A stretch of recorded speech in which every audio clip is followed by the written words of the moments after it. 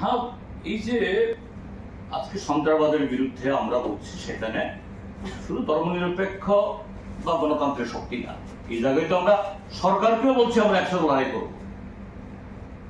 কিন্তু কোন জায়গায় বলছি ধর্মনিরপেক্ষ গণতান্ত্রিক শক্তি ঐক্যবদ্ধ হওয়ার প্রয়োজনীয়তার কথা বলছি?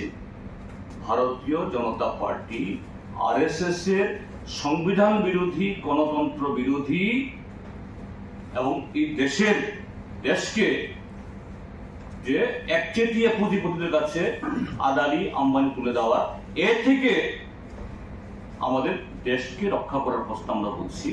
সমস্ত শক্তিকে ঐক্যবদ্ধ করা, কংগ্রেস এই বিজেপির বিরোধী ভোট যাতে ভাগ হয়ে আমাদের এই 23 নির্বাচনে যেমন বিজেপি জিততে পেরেছে, বা 24 লোকসভা নির্বাচনেও মাত্র 36% ভোট পেয়ে নরেন্দ্র মোদী তৃতীয়বার প্রধানমন্ত্রী হয়ে গেছেন, এই সুযোগটা আগামী দিন না পায়,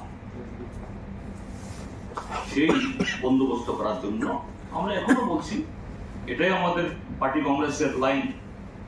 আমরা সর্বত্র এই কথাগুলো জনগণের সামনে তুলে ধরছি আমরা, যে বিজেপির বিরুদ্ধে ঐক্যবদ্ধভাবে এই ভোট ভাগাভাগি বন্ধ করে এদের লুটের সুযোগটা বন্ধ করে দেওয়ার জন্য। যেহেতু বিহারেও তো নির্বাচন, তো ওইখানে কি ওই দলগুলোর সাথে সিপিআইএম পার্টি কি মানে ইন্ডিয়া জোট কি সাহায্য করবে?